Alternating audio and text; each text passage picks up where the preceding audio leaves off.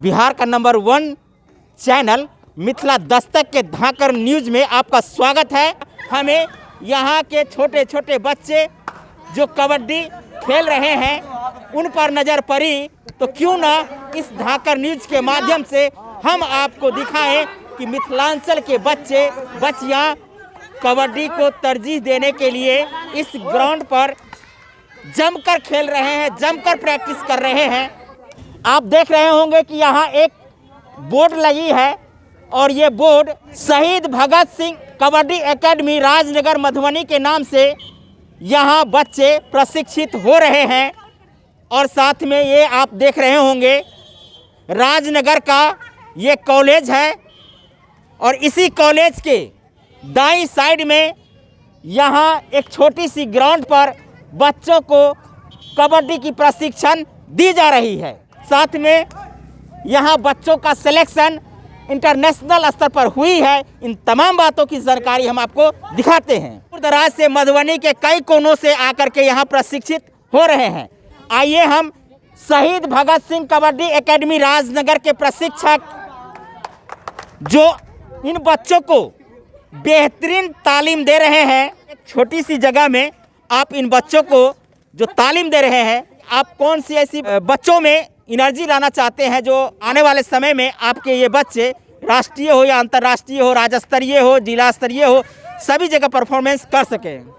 जी, मैं मोहम्मद इस्राफिल और मैं अंतर्राष्ट्रीय खिलाड़ी रह चुका हूं। जो इंडो नेपाल चैम्पियनशिप में मैं कोच के रूप में, कैप्टन के रूप में मैं खेला था और सेकेंड स्थान दिलवाया था इंडिया को। और अभी मेरा एक्सीडेंट अप्रैल में हो गया था। इसके कारण से मैं कबड्डी छोड़ के अपने राजनगर के बच्चे, मधुबनी ज़िले के जो भी बच्चे हैं उनको हम प्रशिक्षण दे करके आगे बढ़ाना चाहते हैं, जिसमें से लगभग 6 महीने से मेरा एकेडमी चल रहा है। इसमें से लमसम 4 बच्चों का नेशनल में सिलेक्शन हुआ था, जो 4 में अच्छा खेला, और 1-2 बच्चा भूटान के लिए जा रहा है, जो इंटरनेशनल जा रहा है। भूटान हो रहा है आपको फरवरी में। उसमें गेम है वो है आपको इंटरनेशनल चैम्पियनशिप 2022 का हो रहा है आपको भूटान में, फरवरी में होने जा रहा है, जिसमें से 2 लड़का और 1 लड़की, एक लड़का 1 लड़की जा रही है यहाँ आपके इस ग्राउंड से। जी, मेरे ग्राउंड से 2 जा रहे हैं। और अभी जो मधुबनी में हुआ था स्कूली गेम, उसमें लमसम 17 को बच्चा मेरा सिलेक्शन हुआ, जिसमें से आपको 7 लड़की है और कुछ 10 लड़का है, कुछ लमसम मिलाकर यही है। जो आपको 17 तारीख को हो रहा है आपको मुजफ्फरपुर में गर्ल्स का मैच, स्कूली गेम स्टेट, उसमें जाएगा इसमें से बच्चे लोग। खेल क्षेत्र में कबड्डी को कितना तरजीह दे रही है बिहार सरकार?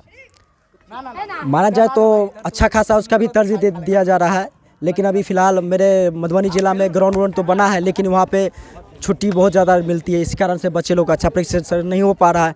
और मैं भी इसी ज़िले से बिलोंग करता हूँ, तो मुझे अच्छा तालीम यहाँ से नहीं मिल पाया, क्योंकि छुट्टी के लेकर के इधर उधर बहुत हो जाता था। इसी कारण मैं औरंगाबाद जाकर कुछ दिन जाकर प्रैक्टिस किया और वहाँ से अच्छा खासा करके इंटरनेशनल खेला।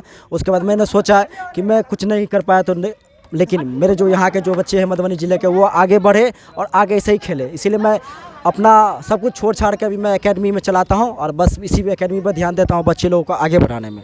अच्छा, इन बच्चों को जो तालीम दे रहे हैं, इसके बदले में शुल्क भी है या यूं ही फ्री में आप यहाँ तालीम दे रहे हैं? अभी तक तो मैं 1 रुपया भी किसी से 25 से पैसा नहीं ले रहा था। सिर्फ रजिस्ट्रेशन चार्ज 100 रुपया लेकर इसी से चूना मंगवाते थे। लेकिन मैं सोच रहा हूँ कि जनवरी से आने वाले जनवरी में 100 रुपया सभी से लिया जाए। इससे बच्चा उनको महत्व पता चले कि मेरा पैसा लग रहा है, इसलिए मुझे जाना चाहिए। इसीलिए क्योंकि बच्चे लोग नागा करता है और नागा करेगा तो प्रशिक्षण टूट जाता है सबका, इसी कारण से। तो पहली बात तो ये कि हरियाणा कभी किसी से हार मानने वाला नहीं। इस बार भूटान जो भोपाल में हुआ था मैच, उसमें से बिहार के जो बच्चे लोग गए थे, हम वहाँ के कोच बन के गए थे और बिहार ने हरियाणा को फाइनल में हरा करके गोल्ड मेडल प्राप्त किया। जिस प्रकार की जानकारी शेयर कर रहे हैं इस्राफिल जी, जो बिहार की कबड्डी टीम की कोच बन करके भूटान गए थे और हरियाणा के टीम को हराए थे, तो बिहार के लिए इस्राफिल जैसे युवाओं की आवश्यकता है जो बच्चों को अच्छी तालीम दे सके। ऐसे ऊर्जावान खेल प्रतिभा को निखारिए, ताकि आने वाले समय में मिथिलांचल की धरती का ये राजनगर राज पैलेस एक ऐसा अमिट छाप छोड़े जो आने वाले समय में आप ही नहीं, आपके आने वाले हमारे जो नेक्स्ट जनरेशन है वो भी आपको याद करे। हम तो याद करते हैं मिथिला दस्तक की धाकर न्यूज में। अंत में हम आपको सैल्यूट करते हैं कि आप ऐसे जगह पर इन बच्चों को प्रशिक्षित कर रहे हैं। तो हमारे चैनल में आप अब तक देख रहे हैं और आपको यदि लगता है कि ये चैनल आपके लायक है, धाकर न्यूज जैसा न्यूज़ दिखाता है, सब्सक्राइब कर दीजिएगा, अन्यथा स्किप कर दीजिएगा। बहुत बहुत धन्यवाद। ऐसे ही खबरों से जुड़ने के लिए हमारे चैनल मिथिला दस्तक के साथ बने रहिए और देखते रहिए मिथिला दस्तक की धाकर न्यूज। बहुत बहुत धन्यवाद। जय हिंद, जय भारत, जय मिथिला, जय राजनगर।